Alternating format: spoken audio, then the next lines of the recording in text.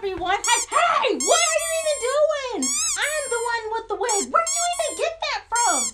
Get out of here. I don't know if he's working against me or if he's working with me. Like, at this point in me and Bear's relationship, I can't even tell. Now, with me being y'all YouTube plug, you know, aka little sis with the discounts and the information, alright, I wanted to share this company with you guys, alright? This video is sponsored by Yolissa Hair, and I'm going to leave all of the information and all the stats and details on this hair in the description box below.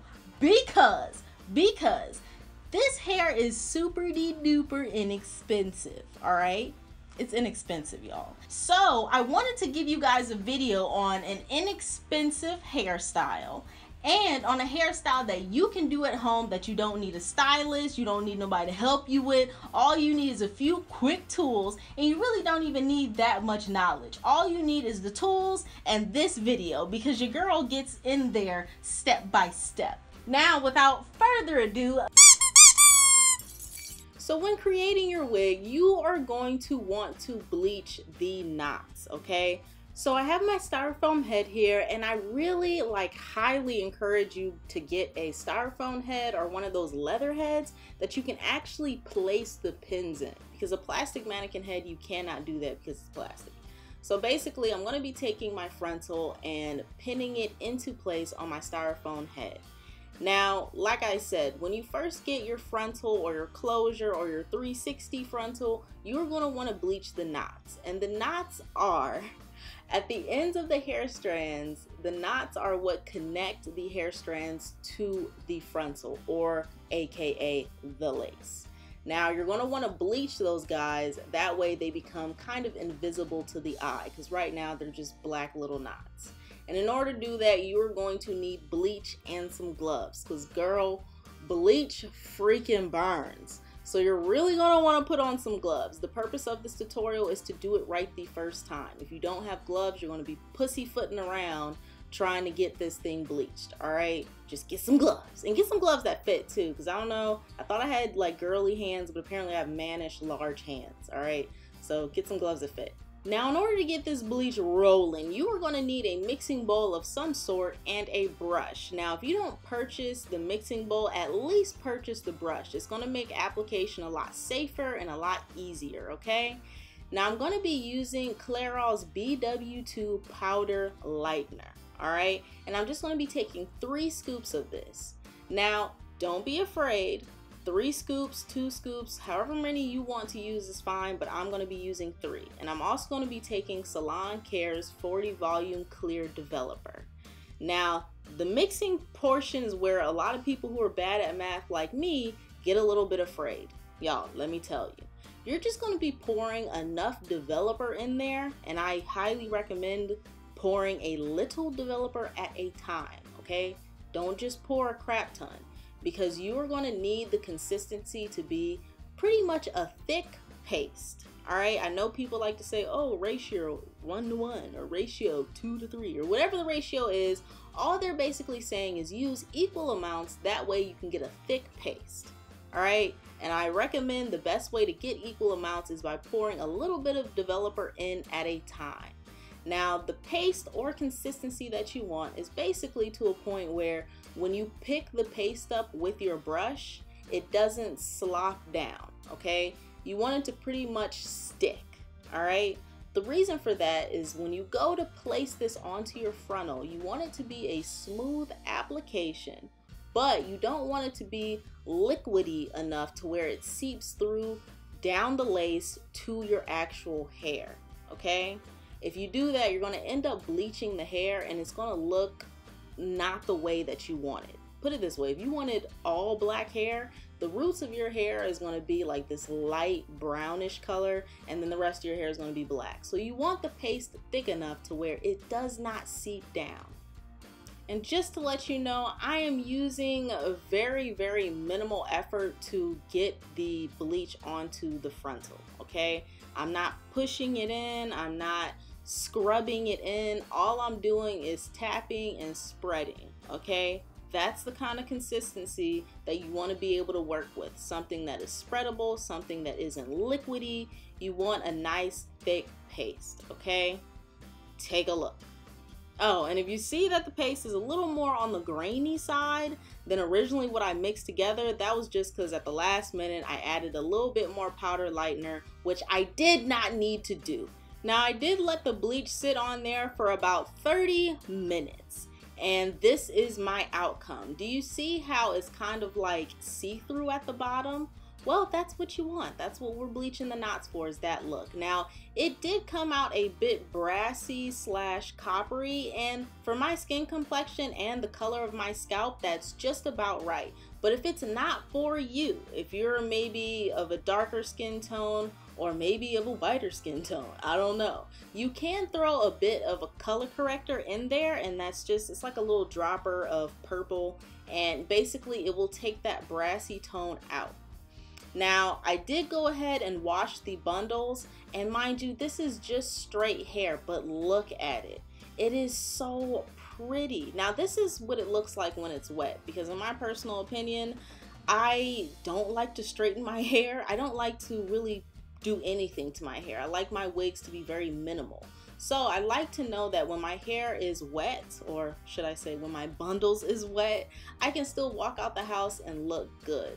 So this is what they look like wet. Now, in the intro, that is what the bundles look like dry and straightened. Honestly, this hair is beautiful either way it goes, which I really, really like. Like, look how excited I am. Now, I'm gonna be taking this stretch cap. If you have a large cranium like I do, these stretch caps are going to be what you want to make your wig with.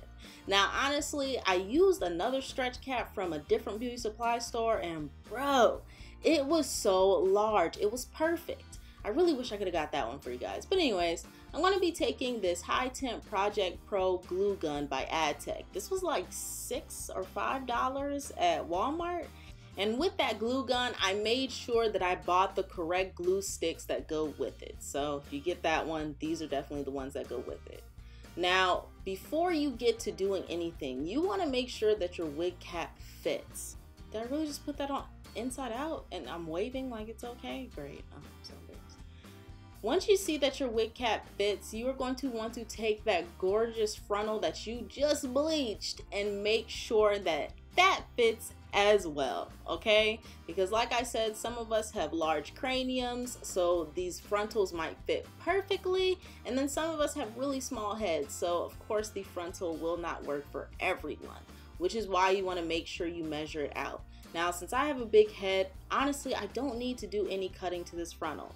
But for the purpose of this video, I did want to show you, like, you can customize your frontal as much as you want to, but don't be afraid. So in order to get the perfect size frontal, which basically means the perfect hairline that is your hairline, okay, you're going to want to measure it out. Now, for a more in-depth process on this, there is a lady on YouTube who has an awesome video on how to measure your frontals to success. I'm going to link her video in the description box below. So let's continue on with this video. Now we're going to begin creating our wig. Now I'm just going to place the wig cap over the mannequin head. I really wish I had a mannequin head that was measured to my head size, but you know, you do what you can with what you got. Now I'm going to take the frontal and place it over the wig cap and onto the styrofoam head. And I want the frontal to sit on the styrofoam head just like it would sit on my actual head. And then I'm going to pin it down. I'm pinning it down just so I can place all of the hair up and out of the way, because this part is very crucial when beginning your wig. If you place the frontal too far back, you're actually going to eat up a lot of the space you have on the wig cap, and it's going to make your wig cap smaller. So you have to find that sweet spot, because all of that material that's underneath your frontal is going to be cut off after you finish the wig. So keep that in mind when finding your placement. I actually found a pretty good placement, so I'm going to go ahead and get started. Now I know what you're thinking, Chaz, what are you doing with a needle and thread? This is a hot glue gun tutorial. Well, I'm sewing my entire frontal down just because that is my preference. But for you guys who want to super glue the whole thing, you can. The only advice that I will give you that I highly suggest you take is where your frontal is going to lay around your ears, you're going to want to sew at least that portion down, okay? The reason I'm saying that is because the glue can get just a tad bit bulky. So you want to have it sewn down around your ears so that bulkiness isn't rubbing up against your ears. Or at least this is my personal opinion. I have really tiny elf-like ears, and anything that rubs against them, it irritates the crud out of them. So that's why I went ahead and sewed this down. And because I had already started sewing, I went ahead and decided to sew the whole freaking thing down. But again, that is not to say that you cannot hot glue this puppy on. But I am going to go ahead and finish up, and for those of you who want to see how I sewed it down, I'm going to continue through with a few more clips, but if you want to go ahead and skip it, I'm only going to show about a minute of it. And if you check in the description box below, I will have like little time cards. So if you want to see a specific portion of this video, there will be a time card linked to that, okay? Just to let you know.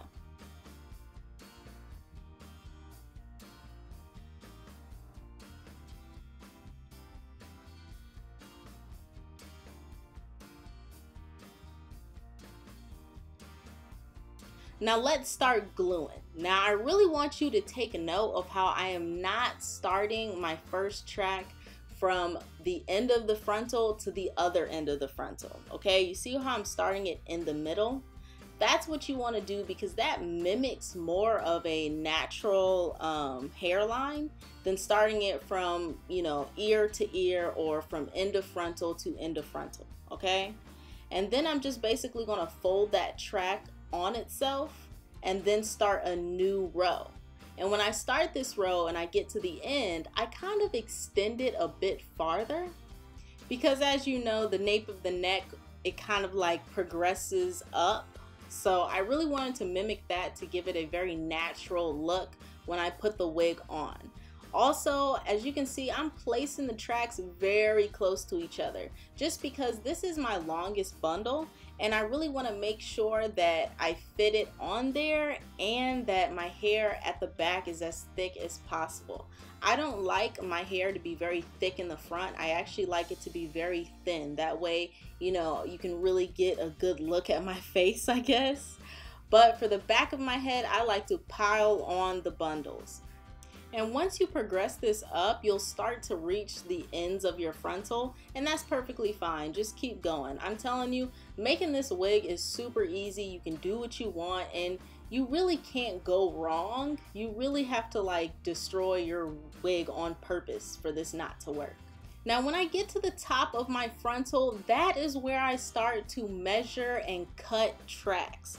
Just because my frontal is laid very flat, therefore, the hair that is surrounding it should be very flat as well. Oh, and if you want to cut your tracks in the very beginning instead of folding them onto themselves like I did, that's perfectly fine too. I just really wanted this to be a quick process, and cutting the bundles and measuring them out kind of takes a minute for me. But anyways, once I get that last piece on, I'm just going to cut that little remainder, flick it off into the wind, and we are going to cut the cloth underneath the frontal, okay? So this piece right here, do not leave that on. Just go ahead and cut that off because we didn't bleach the knots and go through this whole process for y'all to leave that piece of black cloth on, okay? So I'm gonna go ahead and cut all of that off. That way when we place it on the head, they can actually see our scalp. They can see how it's blending. Come on now, don't forget to cut that piece off. Not only are we going to cut that piece off, we are now going to cut the lace off. Now, this is my personal preference. I know a lot of YouTubers say, you know, leave some of the lace on. Well, for me, I don't. I make sure that I pin all of the baby hairs back, and then I cut as close to the hairline as I can because I already bleached the knots. So that means people shouldn't be seeing any weird black dots or any weird lace. This should be as natural as possible. So I cut as close as I can to the hairline. But do what you want, because like I said, these wigs are super customizable. Oh, and you see when you bleach the knots, you can even see the white styrofoam of the head. Alright, so I kind of want to stand on my tippy toes a little bit because I wanted to give you the full effect of the hair. But I'll definitely see you guys in my next video. If you haven't already, click that subscribe button, and I will leave Yolissa and all of their information in the description box below. Because y'all, their hair is like the most inexpensive, good hair I've really ever seen. So definitely check them out below. And I'll see you guys in my next one. Peace out.